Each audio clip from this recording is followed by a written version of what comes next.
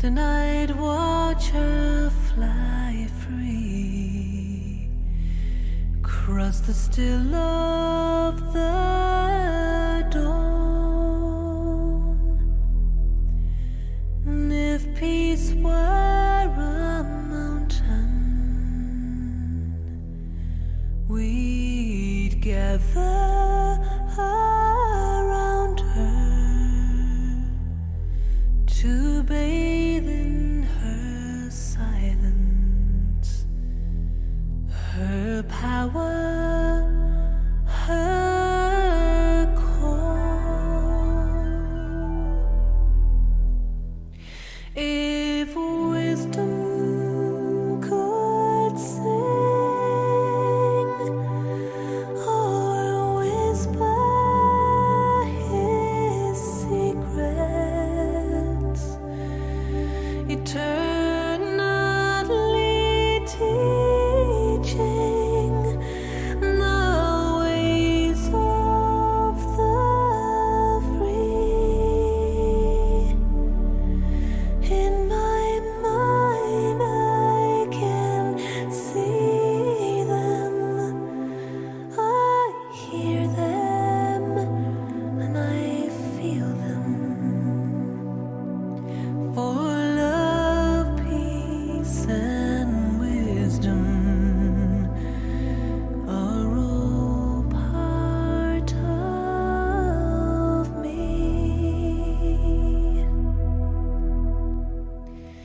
If love has her freedom and peace her expression, surely wisdom will grow like a flower in bloom. The seed has been planted and tended and watered by the prayers of the hopeful and the tears of the brave. We long to return to that place of still waters and sit on the banks under some shady tree. In my mind I can see it, I hear it, and I feel it. And love, peace, and wisdom are all that we need. Some call me a dreamer, some will call me a seeker, one who follows the stars on a quest for the truth. But every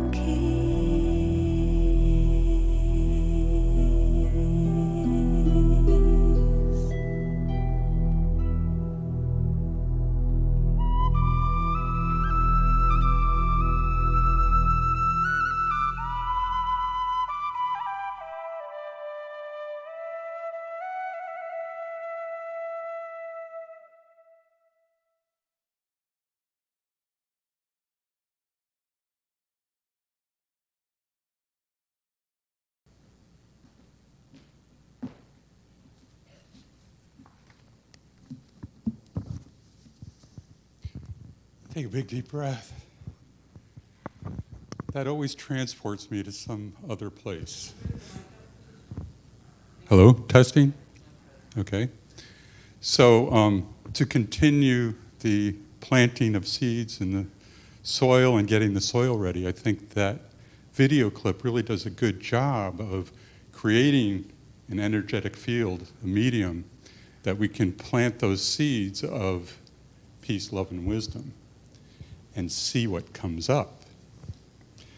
You know, imagine creating a virus that infects the mind with love, peace, and wisdom. And it was so virulent that the experts are really afraid, so they had to create a vaccine that compels us to argue for our limitations. Oh, wait, that's already happened. You know, we pray for love, peace, wisdom, health, prosperity, whatever it is, and then we argue for our limitations to whoever will listen and point the finger at whatever is happening that's wrong. And so we miss a tremendous opportunity to just be present to this power and this intelligence and this wisdom.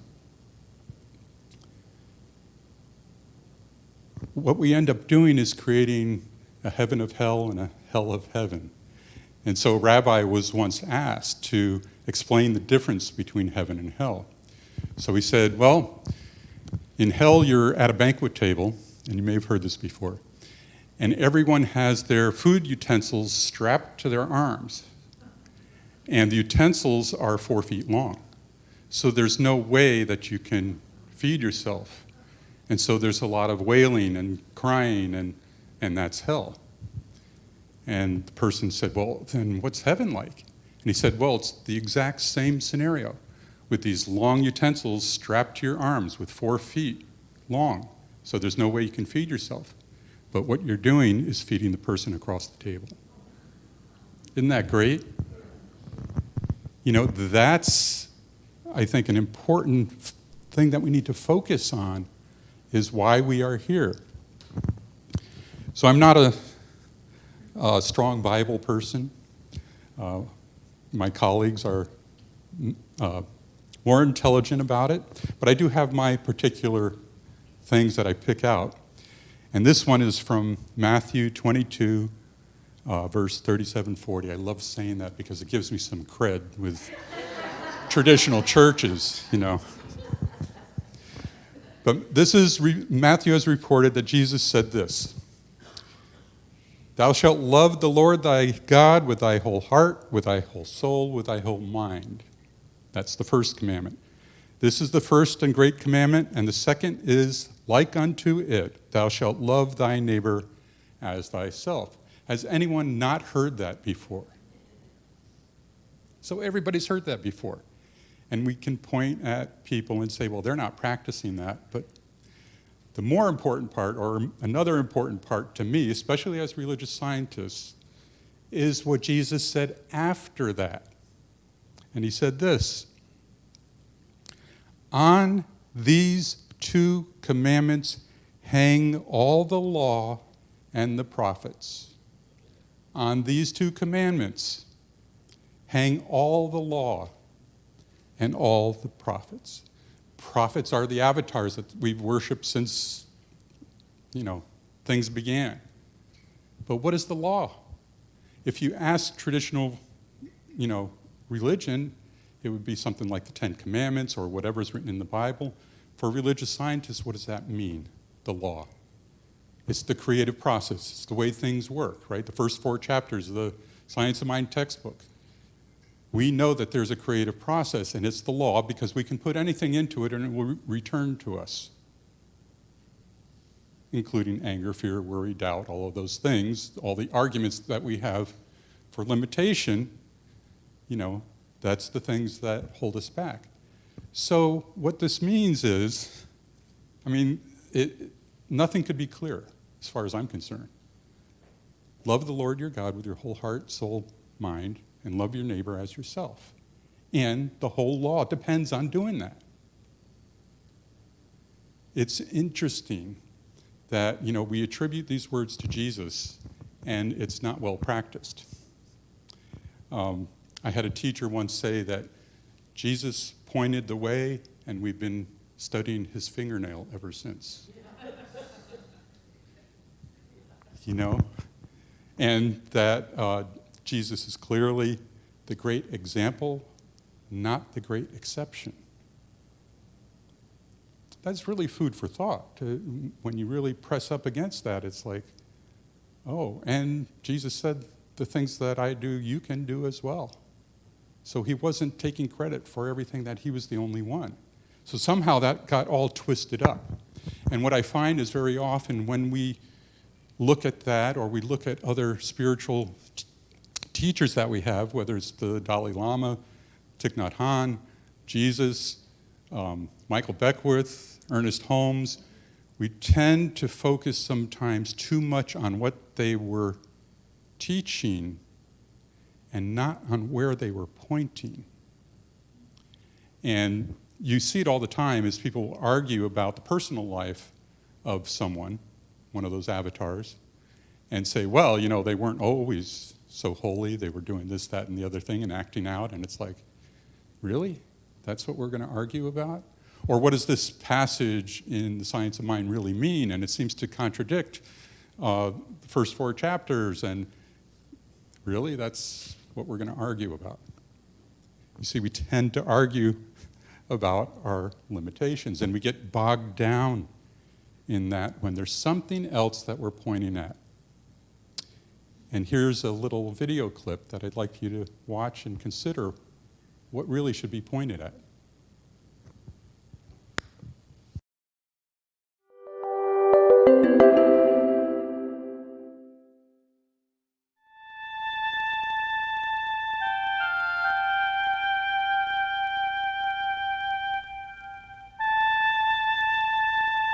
There was a monastery which had fallen upon hard times. Once a very great order, it suffered a loss of spirit, so that there were only 5 monks left, all over the age of 70. Clearly it was a dying order. In the deep woods surrounding the monastery, there was an old shack to which a rabbi from a nearby town occasionally used to come for hermitage. Through their many years of prayer and contemplation, the old monks had become a bit psychic, so they could always sense when the rabbi was in his hermitage. "The rabbi's in the woods, the rabbi's in the woods again," they would whisper to each other. Agonizing over the imminent death of his beloved monastery, it occurred to the abbot at one such time to visit the rabbi and ask if by some chance he could offer any advice that might save the dying order. The rabbi welcomed the abbot at his shack, but when the abbot explained the purpose of his visit, the rabbi could only commiserate with him. "I know how it is," he exclaimed. "The spirit has gone out of the people. It is the same in my town. Almost no one comes to the synagogue anymore." So the old abbot and the old rabbi wept together. Then they read parts of the Torah and quietly spoke of deep things.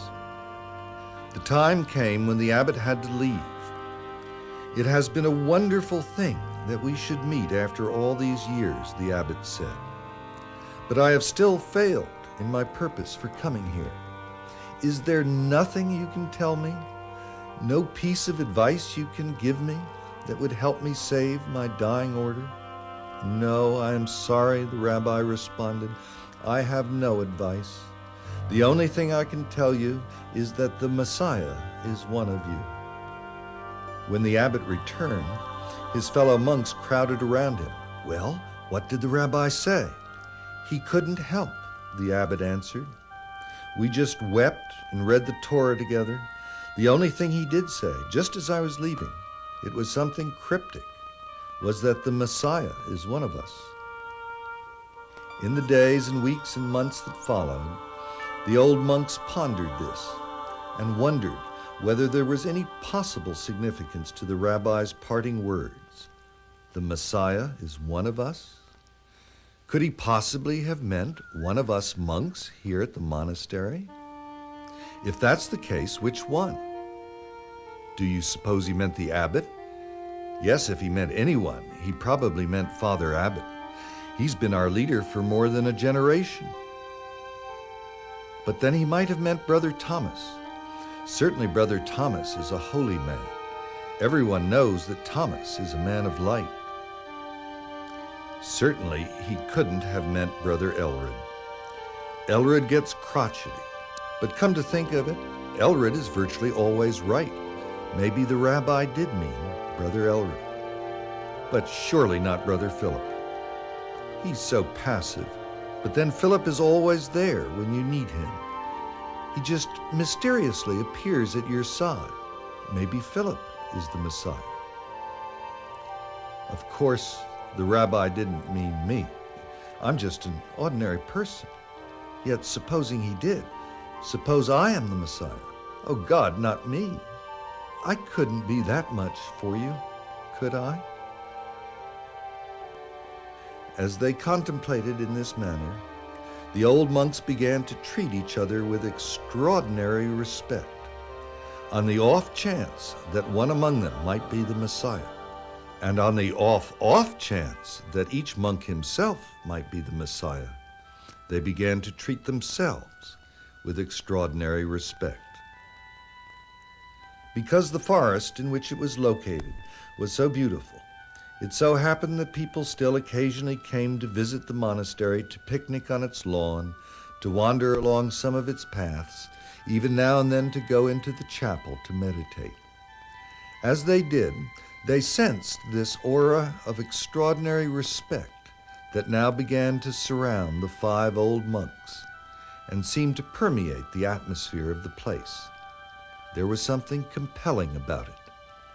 Hardly knowing why, they began to come back to the monastery more frequently, to picnic, to play, to pray. They began to bring their friends. Then it happened that some of the younger men who came started to talk more and more with the old monks. After a while, one asked if he could join them.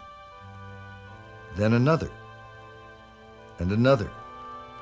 So within a few years, the monastery had once again become a thriving order, and thanks to the rabbi's gift, a vibrant center of light and spirituality in the realm.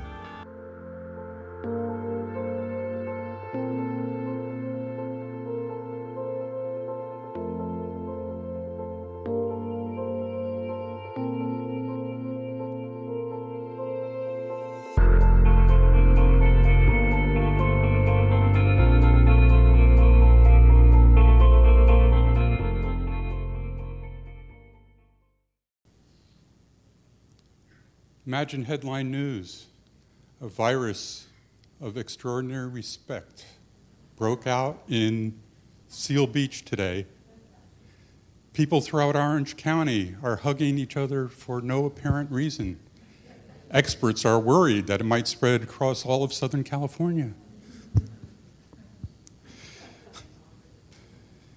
The first commandment says, love the Lord your God with all your heart, all your mind, and all your soul.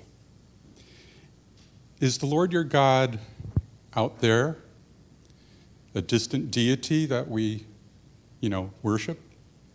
For many traditional religions, that's true. But if we look at how we look at that, then the Lord your God is within. Love the Lord your God with all your heart, all your mind, all your soul. So that means that the most important commandment is self-love. Because you can't perform the second commandment if you don't have the first under control. And the second commandment is love your neighbor as yourself. Love your neighbor as yourself. That's powerful, isn't it? And the third verse is nothing can happen unless you do that first. All of the law and the prophets depend on that. It all hangs on that. So if we're talking about doing spiritual mind treatment or trying to demonstrate anything, we first have to be complete and at least feel complete and whole within ourselves. And if we can't do that, then we see a practitioner to help us see what we can't see in ourselves. That's the way the law works, doesn't it? I mean, that's how I was taught anyway, about this metaphysic. So it becomes very powerful. You know, I think sometimes we're focusing on the wrong syllable, emphasis on the wrong syllable. So what we have to do is look at things differently. We think very often we're alone. The physicist David Bohm, who's a theoretical physicist, created this idea about the implicate order. He said, in an acorn, you don't have a miniature tree. When you plant the seed, or you plant an acorn, all of the elements of the universe conspire to grow a tree. They are communicating with the sunlight, with the wind, with the water, planted in, again, using that theme of into a receptive soil. This is the power behind the thing that grows us. We don't have to make anything happen. We just need to surrender to that implicate order. To sync yourself with that universal mind in order to feel that experience of the most boundless joy, peace, harmony, peace, love, wisdom, whatever you're trying to achieve. Imagine everyone in this community increasing that vibrational energy just a little bit. What happens? I mean, what happened to the monks? We allow the implicate order of the energy, the creative intelligence, and this wisdom to grow the community. We still have to do our due diligence on dotting the I's, crossing the T's, all the bylaws and all that stuff. That's important. Needs to be done. We need to keep the structure whole and complete and healthy. But the thing that makes things happen is that those commandments. Love yourself, and then love your neighbor as you love yourself. Because everything depends on that. It's a shift in power in some ways from traditionally how I remember being taught the science of mind first is the powers within me. So I was always looking at what's in it for me. And the shift is, what's in it for all of us as community? What can we possibly create out of our imagination instead of our experience? So here's the hard part. It's easier said than done, right? Especially loving those that are most unlovable. So what does it take? Well, it takes a couple of things. We're taught that we have to change our thinking to change our lives. But it's deeper than that. We have to change our thinking, our behavior, our beliefs, and then we can begin the transformation. You know, one of the big parts of that is this not enoughness. I'm not good enough, smart enough, tall enough, strong enough, whatever our not enoughness is. That's one of the things that we need to really look at. And it's easy to say that. So we know what to do, and then there's the doing it. And what does that take?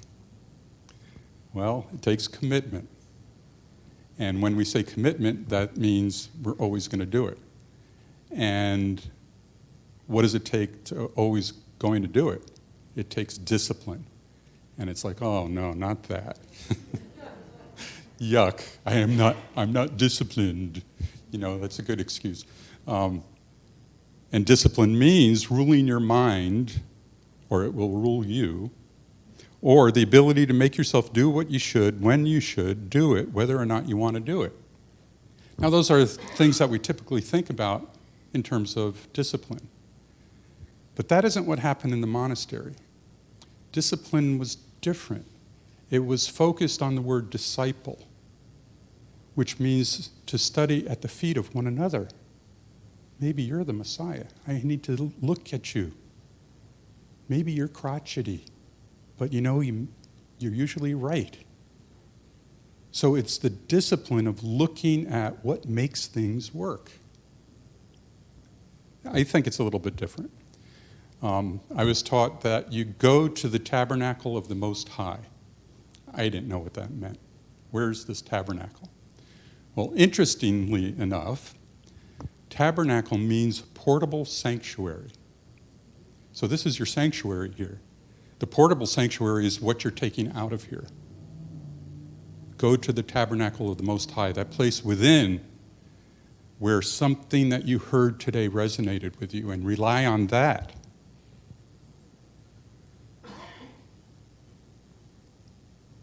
We become what we practice.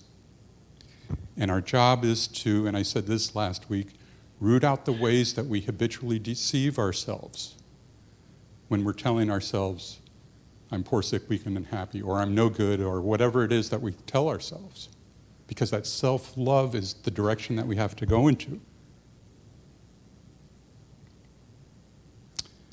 Thomas Merton said this about love. Our job is to love others without stopping to inquire whether or not they're worthy. That is not our business. In fact, it is nobody's business. What we are asked to do is to love, and this love itself will render both ourselves and our neighbors worthy. Worthy of what? I got to live up to somebody else's expectation? No, it's worthy of going and recognizing that deeper awareness, that realization of who we really have come here to be is beyond anything we ever imagined.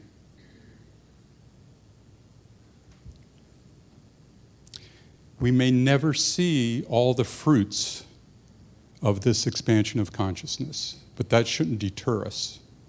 To recognize whether it's love, peace, and wisdom, or whatever it is, we're planting seeds for the transformation of consciousness. And so let's end with this message from Nemo Patel and Daniel Nahmad.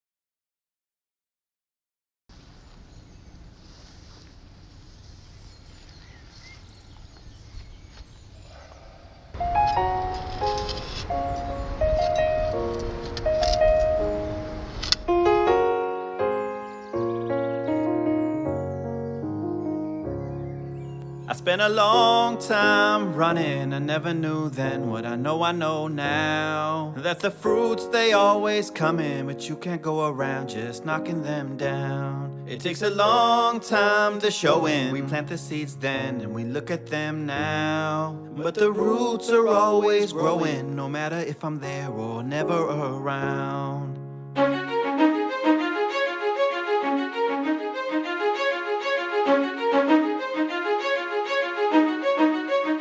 Whatever grows will grow, whatever dies will die, whatever works will work, whatever flies will fly, whatever fails will fail, what's meant to soar will soar.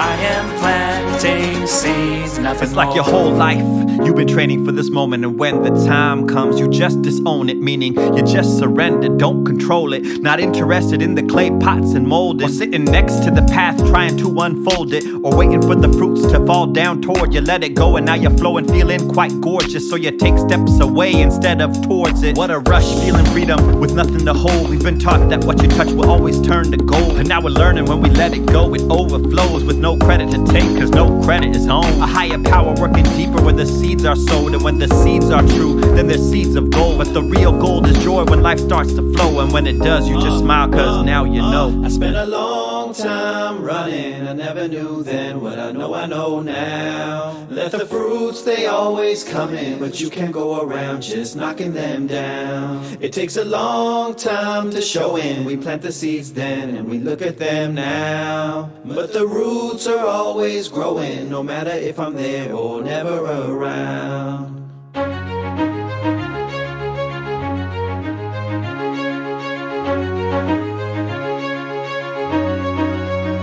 Whatever grows will grow, whatever dies will die, whatever works will work, whatever flies will fly, whatever fails will fail, what's meant to soar will soar.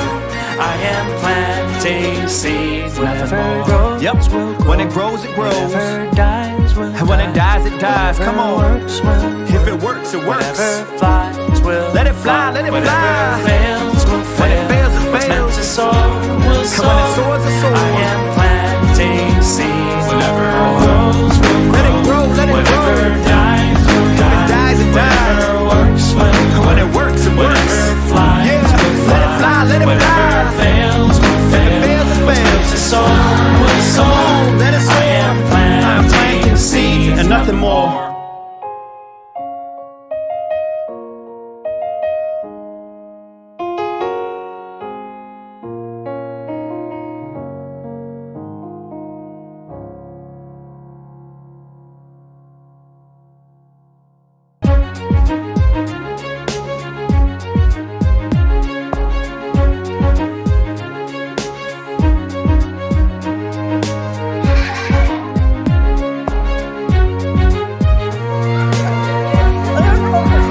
Whatever grows will grow. Whatever dies will If it dies, it dies. works will When it works, it works. flies Yeah, let it fly, let it whatever fly. fails will If it fail. fails, it fails. To soar will Come soar. on, let it I soar. am I'm planting planting seeds and nothing more.